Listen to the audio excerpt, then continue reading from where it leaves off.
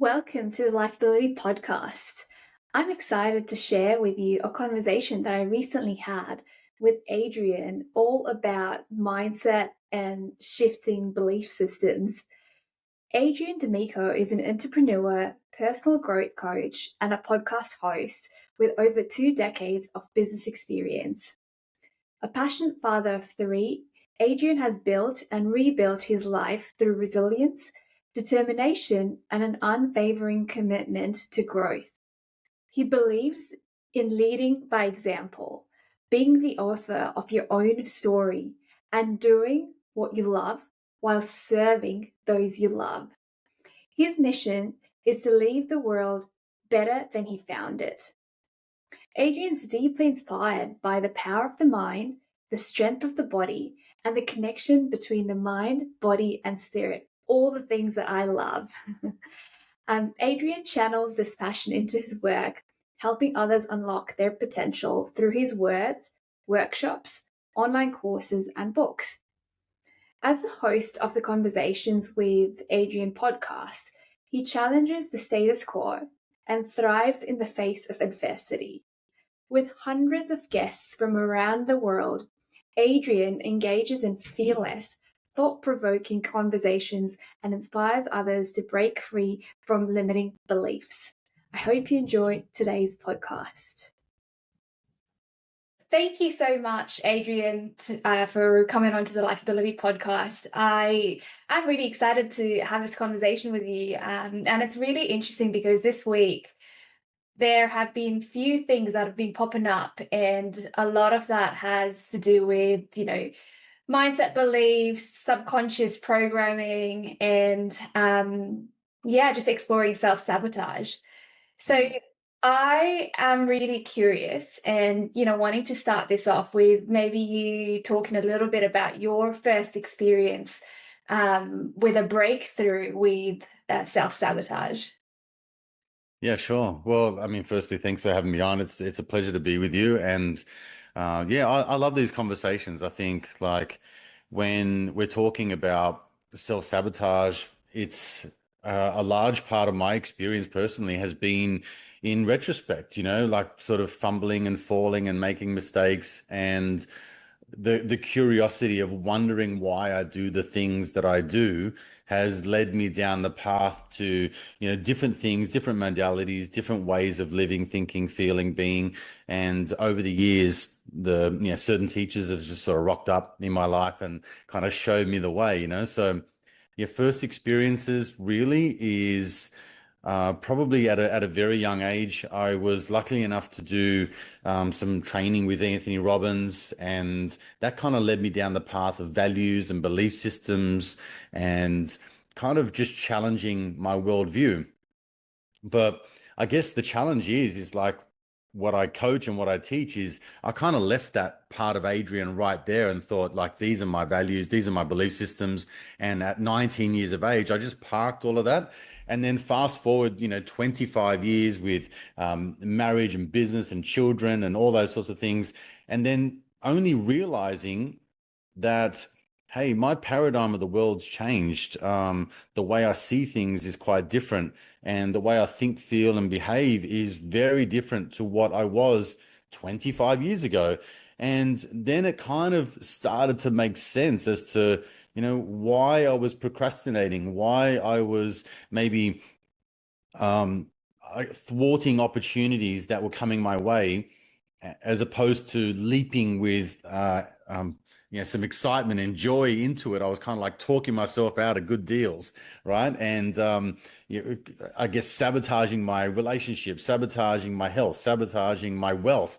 All of these things started to become more and more apparent as I started to drill down into why I operate the way I operate. Does that make sense? Yeah, 100%. And you mentioned procrastination. So was that a behavior that you noticed that was really common with, all parts of your life? Mm, absolutely. Putting things off, saying to myself that maybe now is not the right time, having a default answer of just no, even though in my heart of hearts, I really wanted to say yes, but before I could even think, no would come out as the answer, just rejecting opportunities. Absolutely. That has plagued a good portion of my life, I'm sorry to say. Yeah, that's very interesting. And I guess, something that comes to me right now as we're speaking is how much of that is related to the attachment theory. So, how they talk about anxious, avoidant, dismissive, and it's like which one comes first? It's like chicken or the egg, right? Is it the attachment or is it the belief systems? But then where are the belief systems coming from? Are they coming from our nurturing environment, our natural environment? And so, just pulling back that thread with procrastination, and you noticing your own patterns, would you say you were driven more towards an avoidant attachment style early on, before you start to get a little bit more aware of what was going on for you? Yeah, that's such a great question. My experience has been is that when I look into the childhood, um, like moments that have maybe shaped me as a child and the way that my parents were and things like that, I definitely lean towards more of an anxious attachment style. So it was sort of fear of abandonment, fear of rejection, those sorts of things. And I guess the mirror of all of that is pushing away opportunity and staying small as a result of me trying to protect myself. As I fast forward into relationship, yeah, most certainly. Anxious attachment still shows up and has showed up for quite a while. But I think more to the point is like when you start to become aware of these situations, and I think that there is a really good need for a lot of people to investigate into values, belief systems, attachment styles, love languages. All of these things make sense at some point in time in your life. But I guess the fault that we always have, or I think most people do, is that they kind of fall into this trap of trying to uncover one more fault, one more problem, one more reason to maybe pinpoint why I'm the failure that I am, or why my relationships keep stuffing up, or why I can't make any money. So um, I I don't know. feel I feel like you're talking to me right now in my overthinking brain. Yeah, for sure. I think there's and also I don't know how deep you want to go into this, but Oh, my, my as you're comfortable yeah, with. nice. Okay. So how's this for you, right? Go into all the childhood wounds and things like that and attachment theory, and then, like I said, come up with I am I'm anxious attachment, and it makes sense because, from a love language perspective, physical touch, words of affirmation, these are my love languages. So this all makes sense when I go through periods of when I was younger, how I was feeling the need for approval from my father, for example, and having some abandonment issues and all that kind of stuff. Definitely makes all the right sense. My previous marriage, makes total sense how I kind of lent towards uh, like a person that was kind of fulfilling that void that I was trying to find in my father. And they were more avoidant, I was more attached. We had that sort of dynamic going on. When I went through a business breakdown during COVID, had a marriage breakdown, I had all sorts of things going on. And so everything kind of stripped apart, and I was able to take some space to kind of like go within and try and figure these things out. I don't want anyone else in my life. I just want to deal with me and kind of uncover and scratch the surface of who I really am, and then build this version of Adrian back up again that I can then step into and then project myself onto the world as a newly formed person, rebuilt, right? So interestingly enough, though, I found a partner and we've got, the same similar love languages. However, we have a tendency that she's more leaning on the anxious attachment side, and me going through the work that I've gone through lean more towards avoidance. So like things have changed depending on your environment. And that's a large part of what I teach and what I model in my own life is your environment, whether it be your internal environment or whether it be your external environment, there's something that's going to come up with anyone that wants to scratch the surface and go a little bit deeper into this self-actualization and realizing that how much of of an effect that your environment has you. It's either going to be someone, something, or some circumstance that is affecting how you think, feel, and act. And when you start to maybe move some of the chess pieces, and sometimes they might have to completely be removed, and sometimes they might have to shuffle around, and you start to work your way into a system and a rhythm and a pattern of existence that is conducive and incongruent with your values and your belief systems and your love languages and your attachment styles and all those sorts of things, you start to kind of evolve and move and bend in a different way. So yeah, I don't know if that makes all sense to you, but it's kind of an exciting evolution, I guess, in terms of your progression.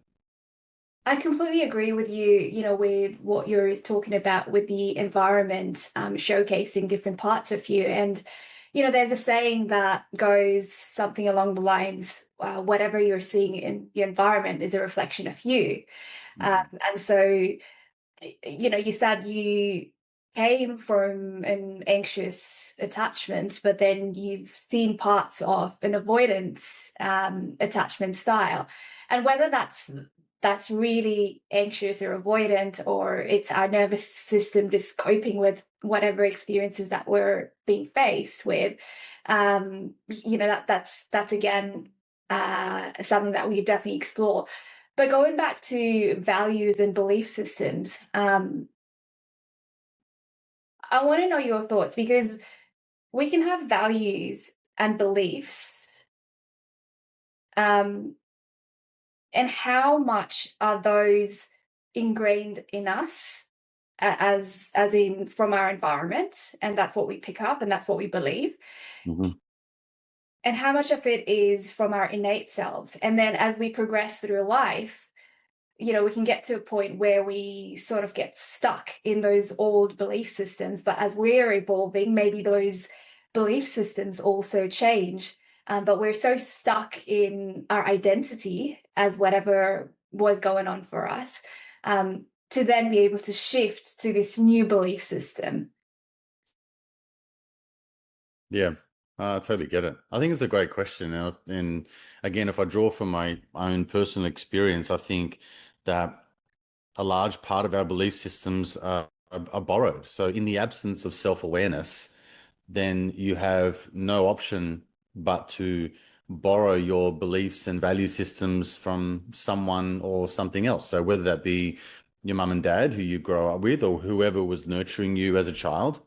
And then the rest of it is this sort of massive propaganda machine that's always operating 24/7. So it's the books that you read, and it's the news that you watch, and the music that you listen to, and it's the people that you surround yourself with. So really it has a huge effect, but the caveat is in absence of self-awareness. So in absence of actually pulling back the curtain and really asking yourself very basic and fundamental questions as, is this really lighting me up? Is this really making me come alive? Is this really giving me juice and joy? Is this, what is this feeling and emotion and thought process that's coming up every time I'm around this person, in this situation, doing this type of work, eating these types of foods?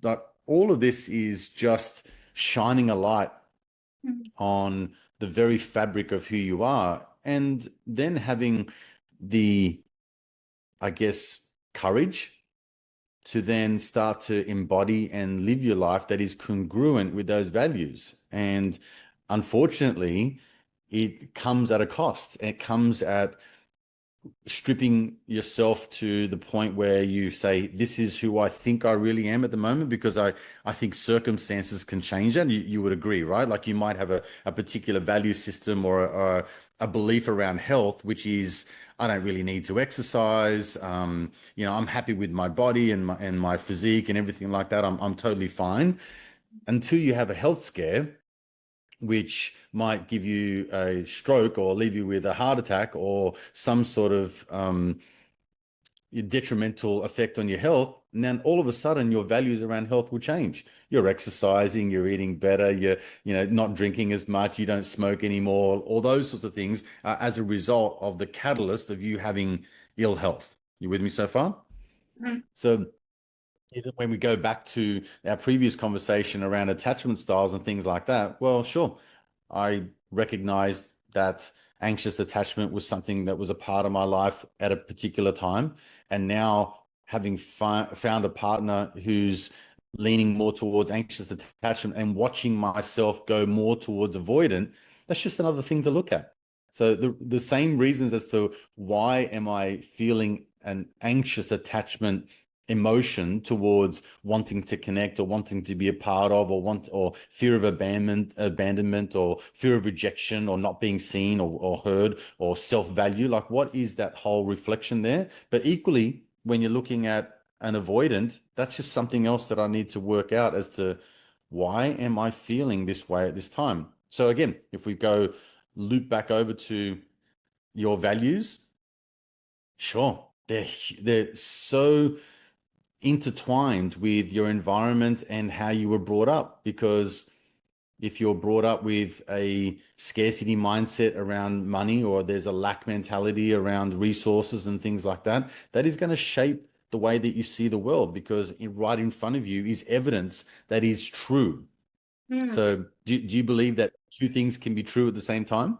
100%. 100%. I believe in duality and polarity and the the fun parts of life, right? But so Absolutely. interesting that you say that because as you were saying that, freedom as a value came to mind. And like you were saying, depending on your childhood and how you grew up, whether it was a scarcity or an abundance mindset, it was going to shape potentially what you view as what freedom is, right? And so I guess to explore that a little bit more, and freedom being in one aspect financially, or just financially successful, um, but also equitable on the other aspect, right?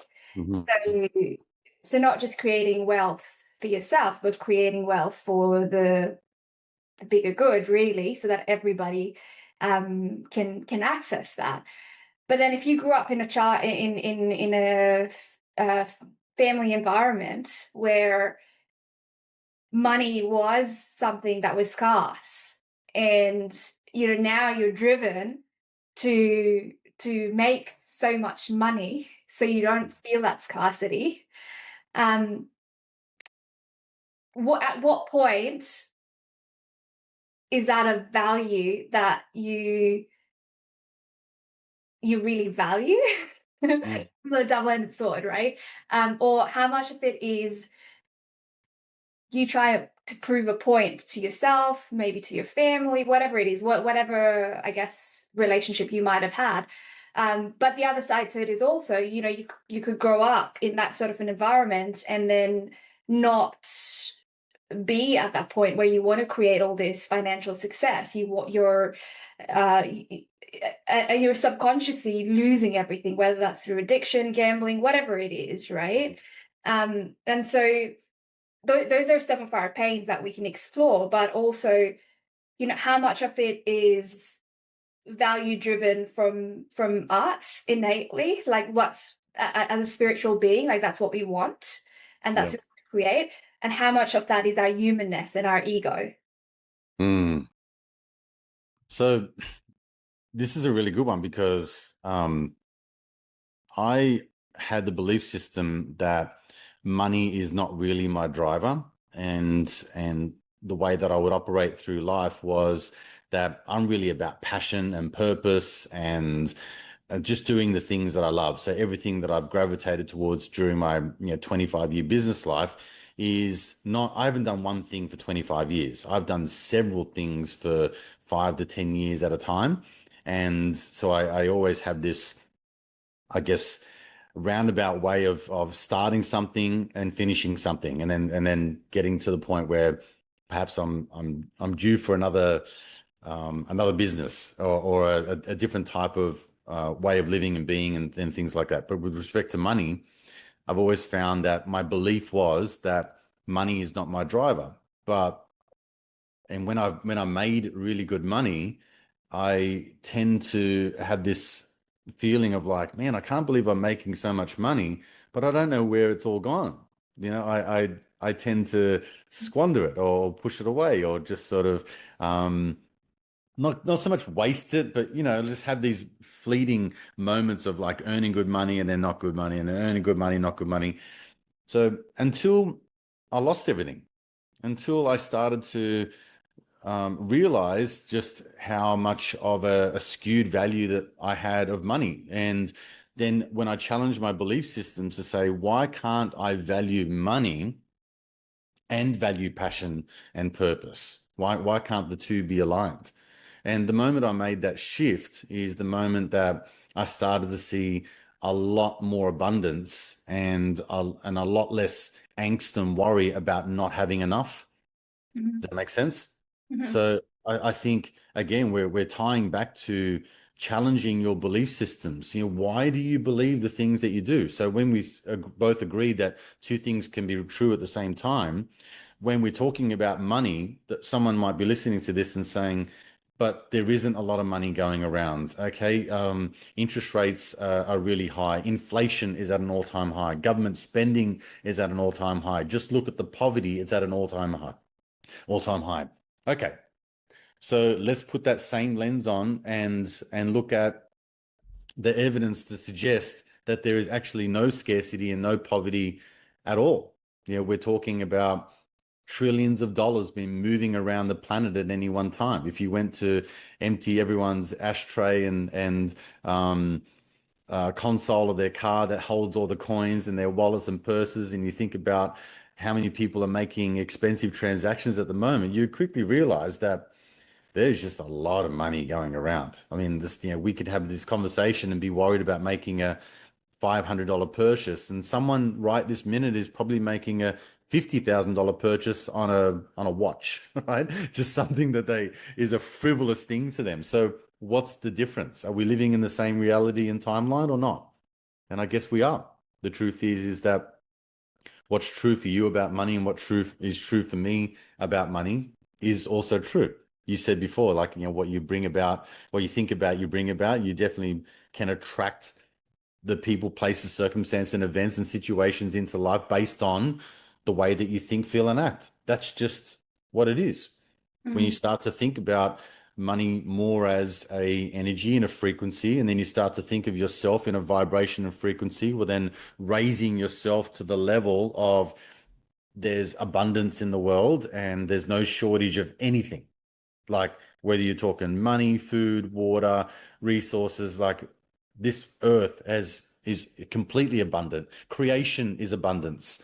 Like, it's not running out of anything. We're not running out of anything, And I right? guess my question to that is like just considering Maslow's law of hierarchy, right? And safety being something that if we don't have that, nothing else is going to progress any further than that, right? And so thinking of someone in a developing country and ourselves in the developed world that we live in at the moment, developed. By the way, I hear an accent, and I might be completely incorrect, but is there any South African or No, no? no, Yeah, it's interesting to say that. You're the first person that's ever said that, to be honest with you. yeah, But yeah, that's interesting. No South African accent here. yeah. Okay, there you go. Anyway, um, back to my point.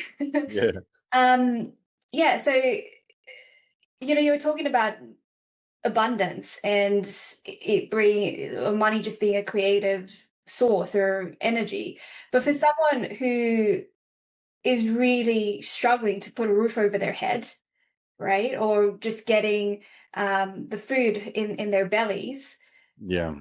compared to someone who's, yeah, paying $50,000 to go and get a watch. Would you say that they still have the same sort of limiting beliefs that are keeping them in that state? Well, that's a great question. I guess fundamentally, yes, but also it's their environment. And I'm not saying that um, everyone has a choice in that particular respect, because if you're living in a particular area that is, like you said, a underdeveloped or third world country, and they don't have the ability to find the resources that they need, then yeah, that's an absolute challenge. But I think if we really boil it down to what is the truth and what is reality, well, I can think of, a few stories over the years that I've heard of people just coming from, impoverished nations and circumstances, or coming from absolute loss and tragedy, and rebuilding themselves to the point where they have success and abundance. So what would you call that? Would that be mindset? Would that be a value system? Would that be not living in the container that is provided for you, to say that, look, at around you in your environment, everyone else is poor and miserable, and there's war, and everyone's getting bombed and all that sort of thing. It's all equally sad, but at the same time, I would say, thinking about it out loud, that everyone has a choice and there is an option to move towards or away from anything to do with scarcity or abundance. And I think that is, it's, I know it comes with a lot of nuance and caveats and what ifs and buts, but that's what I feel is to be true. Oh, I agree with you, and there's definitely a mindset game that they are probably playing, whether that's conscious or subconscious. And I Mm. guess it comes back to me asking about your own situation, where when you lost everything, you could have gone into a frame of mind of fuck this shit, everything's so screwed up, and just in that really victim mindset. And maybe you were there for a little bit, right? Because we have to go through that. It's a journey. But what got you out of that and back on your toes and moving onwards and upwards? Yeah. Yeah, I definitely had all of those moments. Why me? What did I do to deserve this? The whole victim mindset. I'm a good person, mostly. So it's like, I haven't done anything completely wrong in my life. Why is this happening to me? And yeah, the whole fuck this shit, fuck the government. Like, just, feeling like everyone was against me and wanting to fight. That was a large part of going through, like, particularly the pandemic, the business closures, and then post separation and all those things, certain things. Yeah, you definitely go through that. But I do believe that in order to appreciate the light, you need to know the darkness. And there just got a point in life where I had really nothing. I had really nothing. Like, I'd lost my business, then subsequently my marriage, and then after that, it was kind of just the whole destruction of marital assets, and people chasing me for money, and just situations like going to buy food, and just having this gut-wrenching fear of, I don't know if this is going to, if my card's going to reject this money. And also having moments where my card was rejected, and you're just like, I don't have enough money to cover this, and having to put things back, or just walk away and not buy any food that day, or whatever it may be.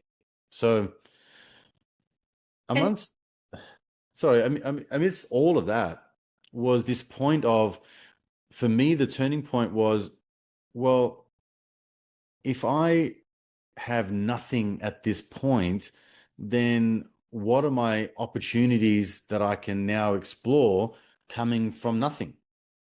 So that was really the turning point. It was like, well, I feel, and then I had this kind of sense of, or a wave of optimism. a wave of opportunity. Okay, well, if I've got nothing that anyone can take away from me anymore, then what are my opportunities that I can now create out of nothing?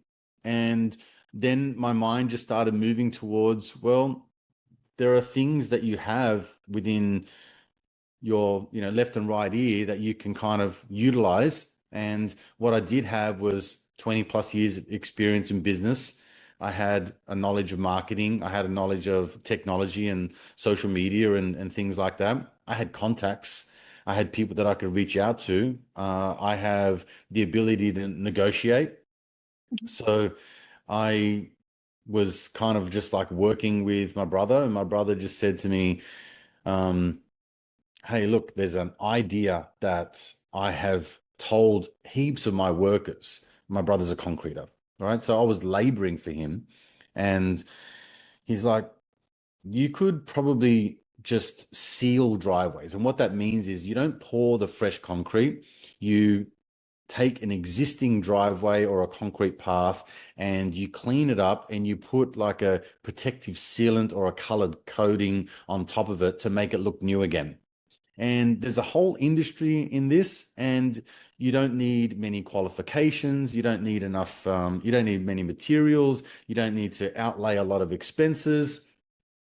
So I dwelled on it for about a week and I started to do some research. And I had this moment where I was like, you know what? In my previous business, believe it or not, I opened up a indoor skate park. And part of the renovation of that indoor skate park was polishing the floors and making it all smooth for the skateboarders and scooter riders and bike riders that were in there. So I'm like, I have kind of done my apprenticeship in this very field that my brother had mentioned. So you could call it woo woo, you could call it the stars aligning, you could call it synchronicity or whatever you want to call it. It is what it is. Mm. Just got to utilizing all of those assets that I still had that no one can really take away from any of us. And I started to piece together an idea, a business idea, a plan. I come up with a name and then I registered a domain name, and that only cost like, $50 or $20 for 1 year or something like that. So I kind of had that kind of money. It's not like I had nothing in my bank account at that time. And then I utilized some contacts and I said, hey, listen, I've got this idea. I can't pay you right now up front for your services, but I can pay you out of the jobs that I get in the future. So I created that relationship with a marketing contact of mine and friend, and just went from there and started to get in front of eyeballs to eyeballs, belly to belly, face to face, and started to negotiate pricing and all the rest of it. And finally got one job and then two. And then, a couple of years later, this is a multi six-figure business. It allowed me to then branch off into other things. And as you may know, like I podcast and I coach and I write books and I help people with their mindset. But that's my lived experience is from all of that. And I guess in a long-winded way, like that was really the turning point for me. But I've had multiple turning points like that throughout my life. So it was just a matter of getting out of my own way and saying, hey, listen, you've got a choice here. You can be a victim or you can be the victor. So which one is it?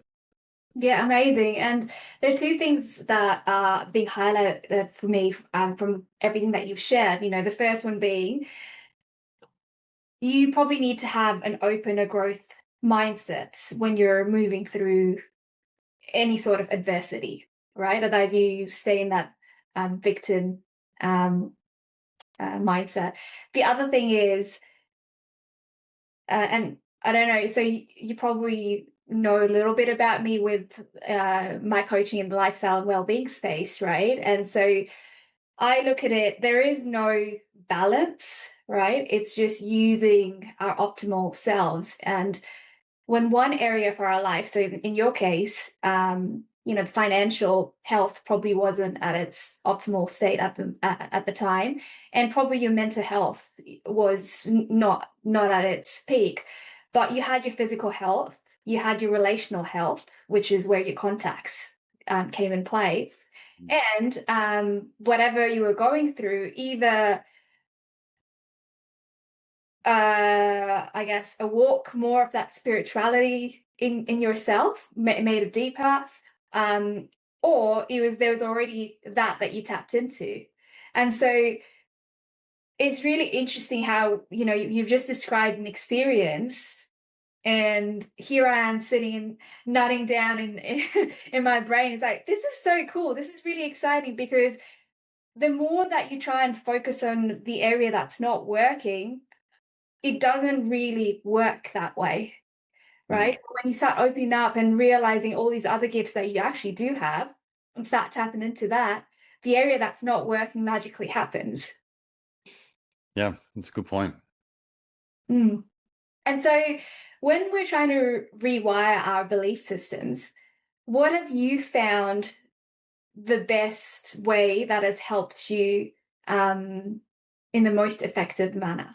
Because there are things like, auto suggestion or affirmations or, um, looking at things from a different perspective and trying something different. What has been your biggest win? Mm. So I think like when you go into psychology, you've got this kind of this Jungian approach of like looking into the past and trying to identify certain things about how you grew up and your role models and all those sorts of things. Um, then you've got who's that other fella? Adler. He talks about just kind of understanding that that's where it is, making it conscious, but don't dwell there and just move on to the actions that you need to take in order to move away from a situation you don't want to be in.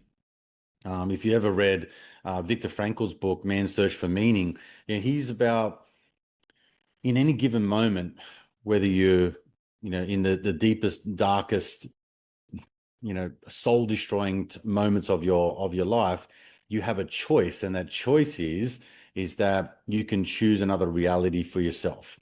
So I think there's no one right answer. I think all three of them are right. They all have their place and they all have their moments.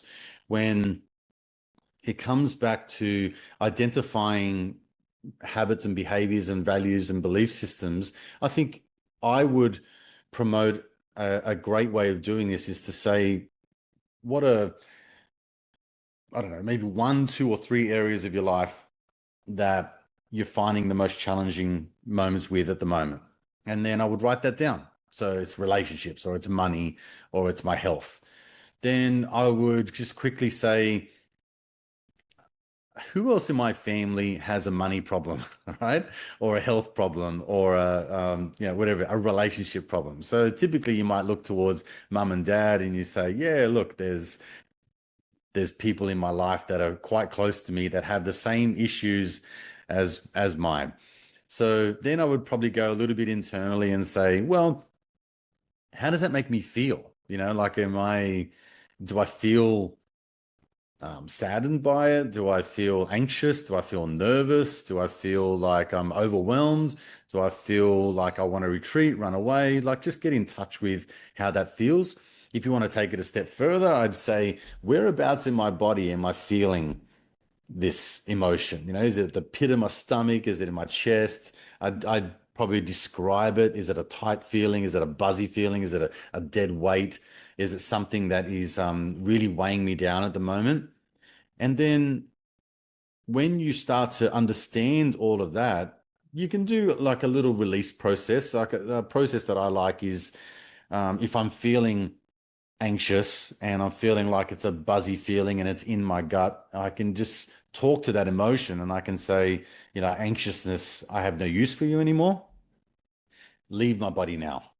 Okay. And that's just a little mindset shift that helps you just release a little bit of emotion, a bit of tension. It frees up some bandwidth for you to think a bit clearly. But then the critical part is that now that I know this, I can't unknow it, right? I can't just ignore it. Otherwise, it'll keep coming up. So a very practical way of solving this issue is, well, what are one, two, three things that I can do right now that will move me closer to this true north of health or wealth or relationship? So if it's in the area of wealth, you go, well, I could email someone that I know is wealthy and just ask if I can borrow some of their time. I could listen to a podcast about wealth. I could buy a book about wealth. I could start to learn about saving or shares or cryptocurrency or real estate. Like, what are you going to be doing that's going to move you? I could look at my spending habits. I could write down something that each day, like just track what I'm spending and just make sure that I've got a handle on some of the bad habits that I have in relationship. I'm avoidant. I'm anxious. So if I don't know any of that, let's look at attachment styles. Let's buy, Julie Manano's book on attachment. Right? Let's listen to a podcast on attachment. Let's just identify some of those things, and then let's see how it plays out in our life. Then once you know this again, you're like, well, now that I know what to do, now I need to do what I know. So every day I need to put an action plan in. So what are three things I can do every single day that can move me more towards a loving relationship with myself or with my partner, improving my health or improving my wealth, whatever that may be. That's the best way. The best, and then to follow that plan. Everyone's heard of just being 1% better today than what you were yesterday. And my philosophy is like, you don't have to be a 10 out of 10 every day. I think it's unrealistic. I think even the top performers in the world wouldn't be a 10 out of 10 every day. This whole David Goggins, fuck your feelings and just do it anyway and, run 1,000 miles and all that kind of stuff. It may work for a small percentage of people, but for most of us, we need time for rest. We need time for recuperation. We need time to think. We need time to plan. And we need time for action. And we need time to put things into motion. So to expect that you're going to be a 10 out of 10 every day is unrealistic. So I say to my clients, like, just go for 7 out of 10, right? Do 70%. Can you do that? Can you do 6 or 7? That's fine. If you were 60 or 70% winning every week, that's a good number. It's not a 50-50 neutral. It's not losing, it's winning. So you're winning 70% of the week. If you could win 70% of the month, I think you're doing great. If you could win 70% of the year, you'd be amazing. Mm-hmm. If you relate this back to being an investor, if 7 out of 10 of your property investments made money, would you be happy or unhappy? You'd be happy. If 70% of the time in your relationship with yourself or with your significant other, everything's great, would you be able to weather? Yes, you would, right? If you were to apply to any area of your life, 70% is night and fucking day compared to most people who are just drowning. Mm-hmm. Most people are the victim mindset that we talked about before. Most people are doing nothing. Most people are underperforming. Most people don't even know the capability that they have. Most people don't even know how divinely perfect they are. Most people are just focusing on the have-nots. Most people are focusing on the things that they are lacking. Most people are focusing on everything that is a detriment to their life. They're focusing on the wars and the lack of money and the famine and the poverty and all that kind of stuff. They're just focusing on more of that negative. So it doesn't take much to rise above the herd. Mm-hmm. So that would be my advice. Mm. And you know how there is this whole spiel about visioning and manifesting. What are your thoughts on goal setting and its impact on rewiring beliefs? I think they're hugely important. A lot of people, particularly in the coaching space, tend to poo-poo affirmations or those sorts of things, almost implying that if I have to affirm it in my mind, then I know it not to be true. So why do I need to affirm it? So there's a core belief system that is disrupted there. There's a partial truth to that, but also if you know anything about neuroplasticity, you can rewire the brain. Mm. And affirmations, like words are spells. Words have meaning. Words have phonetic meanings. I mean, like, so affirmations for me are important. I certainly have a few that I say on a daily basis. And again, if you're bringing things to awareness, if you're bringing into consciousness, then when you shine a light on some of the the challenges that you might have mentally, physically, emotionally, I find that's 90% of the battle. It's like flicking on the light and all the cockroaches disappear. Yeah, they scatter into the corners. The moment you shine a light on your issues and problems and things that might be plaguing you, it almost seems like it dissolves a large portion of the angst and the emotion and the trouble around it just dissolves immediately. So again, if you marry that with an action plan, I think those two just go hand in hand. So Mhm. yeah, does that And yeah, and I think that was the key, right? You can affirm something, but if you're not following through with an action plan, then there's a very low chance of it actually moving through. I guess that's been a belief system, but I've also seen that through action. And just to explore that more, let's say someone's got a belief system, I'm not good enough, right? And the affirmation that they're then using is I am enough. They then have to complete certain action steps to affirm that they're enough, right? Mm. To rewire that, um, or to actually believe that they are enough. What other ways can you suggest someone can still affirm that belief? Yeah, great question. Okay, I would say if your if your core belief system is that I am not enough, or maybe you have a lower self-worth or self-value, then I would look for evidence to support that you have value.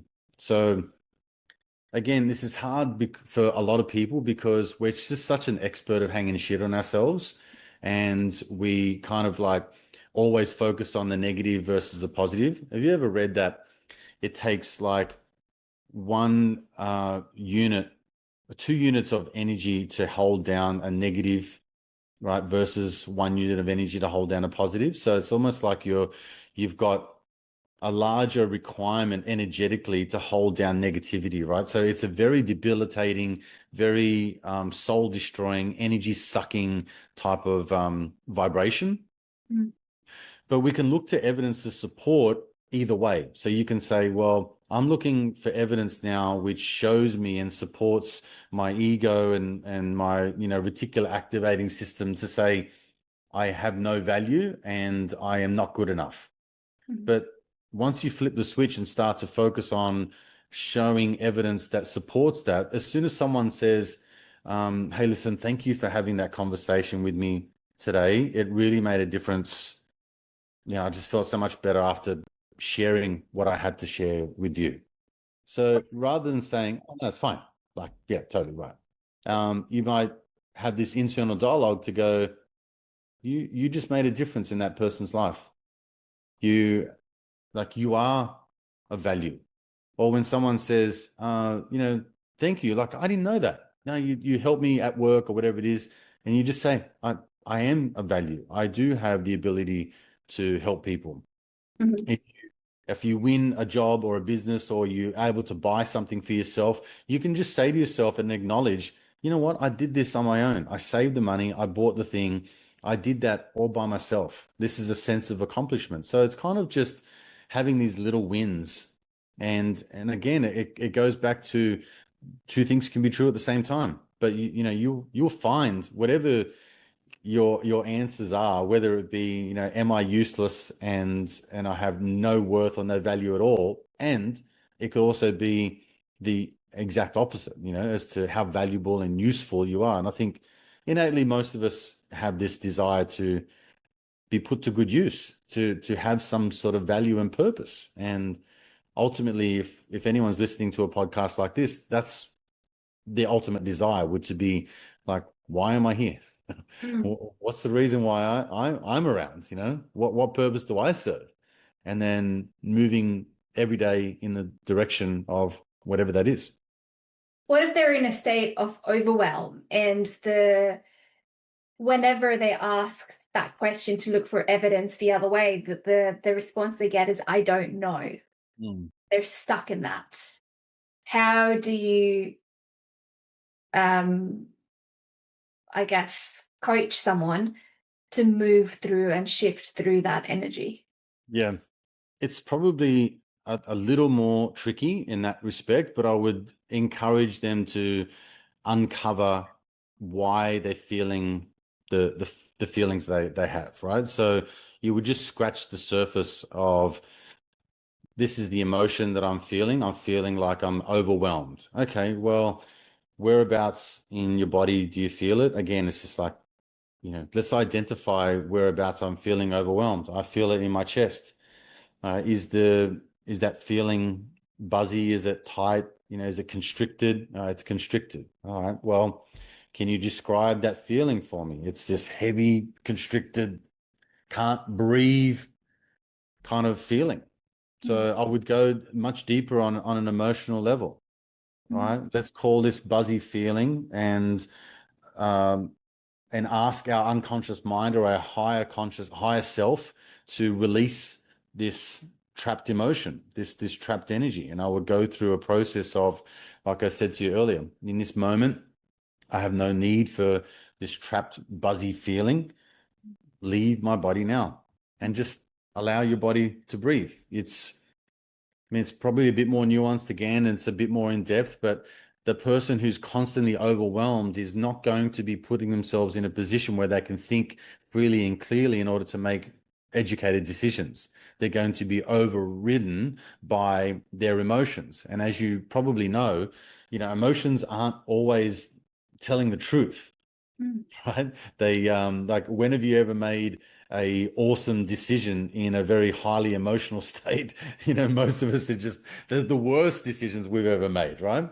Yeah. So my goal would be to get that person back to at least a neutral position where they could be able to think freely and free up some bandwidth in order to make more intelligent decisions.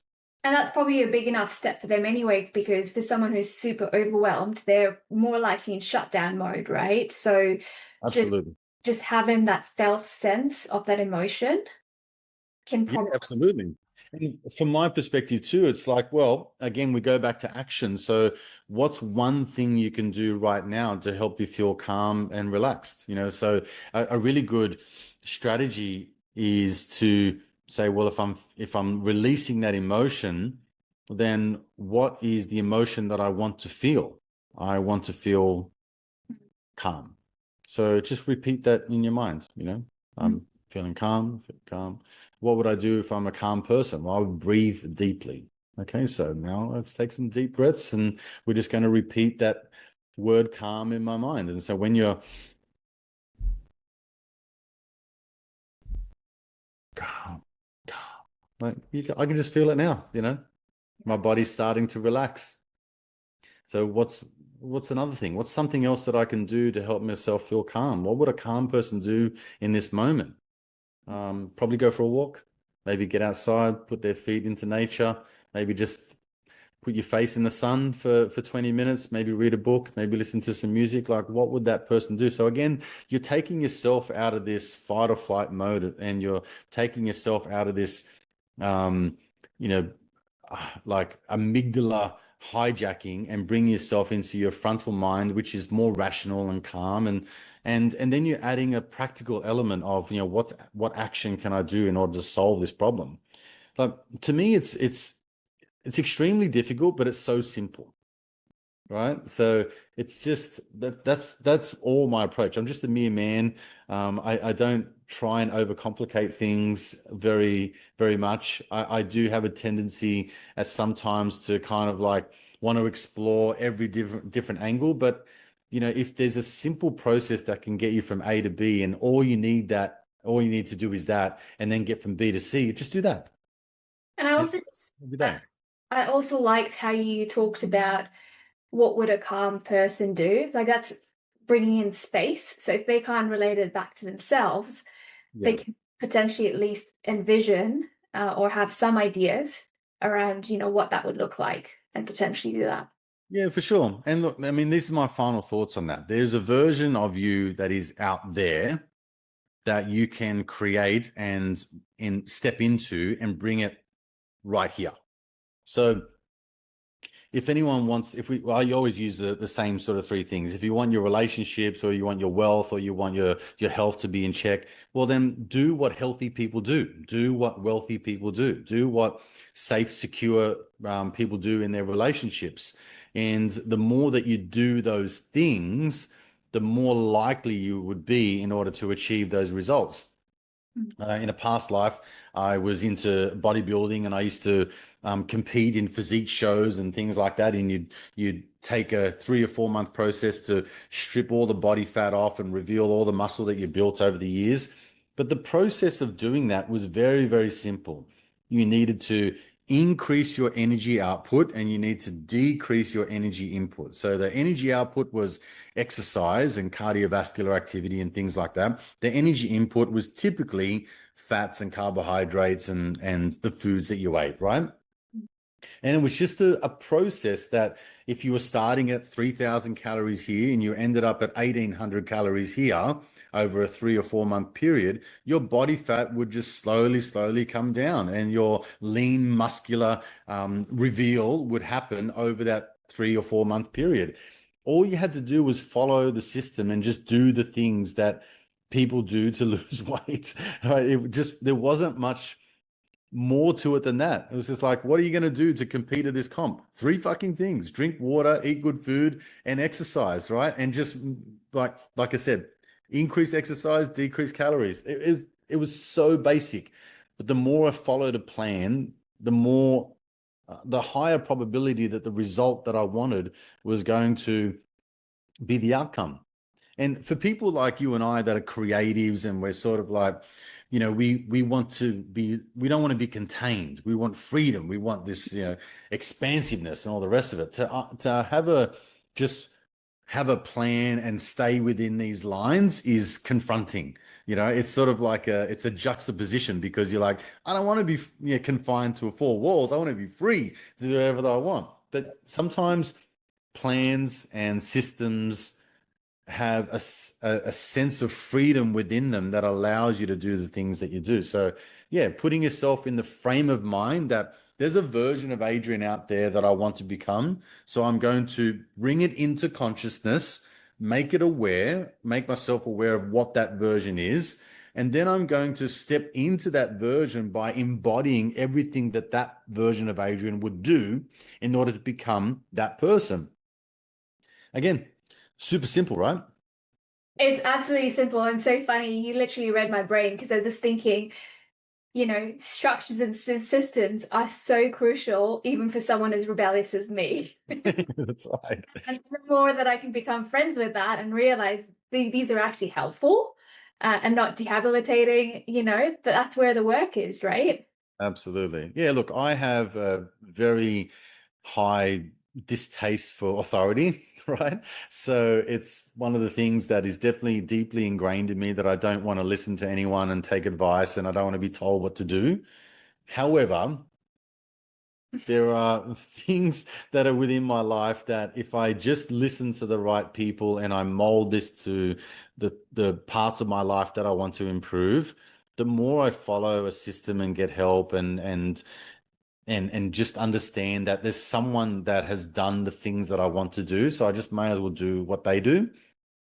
And if it aligns with my values, if it's congruent with all of that, if I'm not doing anything underhanded, if I'm not doing anything immoral and I'm hurting myself or others, like, I'm good with it, right? So even as a coach and in this coaching space, like I'm about to employ a coach myself, and it costs tens of thousands of dollars, and I need that person in my life. If I want to get to where he is in his business life, I need that person in my life. And I just think, like, yeah, there's always a teacher out there ready and willing and able to give us all the wisdom, and that's just repeated through history. True.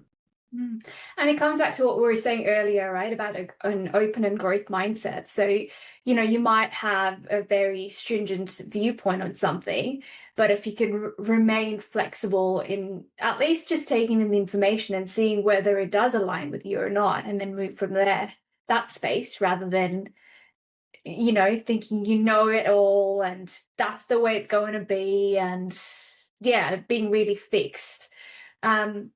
I could talk to you forever because there are so many tangents that we can go on, and I love having these conversations. Thank you so much, Yeah, Adrian. it's no problem. I want to finish off with three questions. The first one being, how would you like to see the future of holistic health and well-being? Wow, good question. I would like to see, I think it's evolving this way, and maybe you can tell me whether I'm on the wrong track or right track. I think a lot of people are becoming more and more aware that there are other systems and modalities that can improve their health. I'd like to see it firstly return to, you could call it, say, source. So rather than thinking of the solution to my problem is a pill or a potion or a tablet or something like that, it's actually the removal of toxins, and whether that be thoughts or whether that be feelings or whether that be the food that we ingest, the water that we drink, things like that. So I do feel though that that's where we're sort of heading towards, is more of a, I feel like that 3,000-year-old ancient healer, witch doctor, that's probably wrongly casted as a, someone who just casts spells and does, voodoo, is coming back to the forefront, and people are moving towards that. So that's where I think I see health and wellness moving. It's more of a mind, body, spirit encompassed in one. Yeah, I love it. And it's very resonating to what I envision for hopefully not our very far future. Agreed. Second question being, what is your favorite occupation? Occupation being any activity that occupies your time. What is my favorite? Yeah. Oh, right. I love lifting weights. So for me, it's probably, if I was going to introduce something else in there, it would be if there's an element of nature and then there's an element of like heavy physical activity, I would add them two in. It's something that really, I don't know, just really resonates with me. I've always wanted to be really fit and really strong. And now, even in my like late 40s, I'm 47. I still lift really, really heavy. I still do high intense workouts. I do MMA with my kids and things like that. So they're very, very rewarding. If you can, like, again, add in a bit of ocean or a bit of bushwalk or some sort of nature element in there, like I'm good. Amazing. Sounds epic. Last one being, what are three sources you can recommend for someone who's wanting to shift their mindset? Ooh. Um, I think that, geez, that's a great question. For mindset, I would definitely look towards any kind of modality that helps you understand part of your past. Remember, I was saying before, we've got this Jungian approach, which is developed into understanding why you do the things that you do. So I think that's a really key thing. So however you get there, whether it be through love languages, attachment theory, or whether it actually is going into childhood trauma or anything like that, I would definitely look into all of that. I think they're fascinating parts of our psyche that needs to be explored. Um, the other part of it is more towards health. So if I if I was to advise anyone on improving their mindset, I would attach an element of health to that. So whether that be exploring like parts of my life, whether you want to take a leaf out of my book, whether it be weightlifting, for example, mixed martial arts has been a real big game changer in terms of mindset for me. It sounds weird, but learning how to fight and be a fighter and learning how to get hit and realizing that you're not made of glass has been a massive mindset. Now, to everyone, that may not seem that appealing, but if you can find something that's really challenging physically, it puts yourself in a mental state that allows you to feel like when times are tough, your threshold for stress and pressure is already really high. Does that make sense? So it's kind of like It's like that resilience muscle, isn't it? Absolutely, yeah. I think building a resilience muscle is tremendous. So again, like it goes back to my first point in terms of learning about your past. So you get to understand that there's certain parts of you that you may not like, and then the ability to sit with all of that is a critical part. When you add in the physical element to me just gives you a sense of I can overcome difficult things. Mhm. So I think for a man or a woman, it's irrelevant. So whether that thing for you is like hot yoga, like do hot yoga. If you're in very uncomfortable situations like that and you have to move through it and get through the mind fuckery of like, I don't want to do this and get me out of here, that's a really good place to put yourself. And then the last thing I would add into it kind of ties in with the first one is learning emotional resilience techniques. So whether that might be meditation, whether it might be some sort of a energetic release, whether it might be tapping, EFT, it could be any kind of modality like that that allows you to tap into your um, emotional body, and able to release those emotions and take away the charge that all of those emotions tend to have if you let them override your body. That's a really powerful position to be in because we have this sort of emotional part of ours out of ourselves, but we also have this high intellect, rational part of ourselves as well. And the marriage between the two is, I think, where all the juice is. So Mm. if we're too rational, we miss all the enjoyment, embodiment of like just having those beautiful emotions. If we're too emotional, we're erratic and we're kind of, missing out on all of the things that can make a practical impact on our life. The blend between the two, I think, is like where all the juice is. Yeah, for sure. So just summarizing that, looking at our past to maybe understand our behaviors and patterns, doing something that builds our resilience. And, I completely agree with you with MMA. I think there's a component of self-discipline and self-control there also, which is so important, right? As we're moving through life. And the last one being emotion regulation and just techniques to build that muscle. Yes. Amazing. Well, thank you so much, Adrian. Yeah, it's my pleasure. Great to talk to you.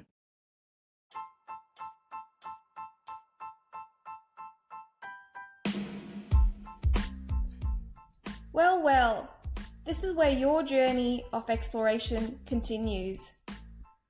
Please subscribe to the Lifeability podcast so that you can stay tuned when new episodes come online. You can also follow us on Facebook and Instagram. The mission at Lifeability is to inspire you to create a more fulfilling life for yourself and improve your quality of life. So why not share this podcast with your loved ones and create a ripple effect together? Until next time, Asante Sana.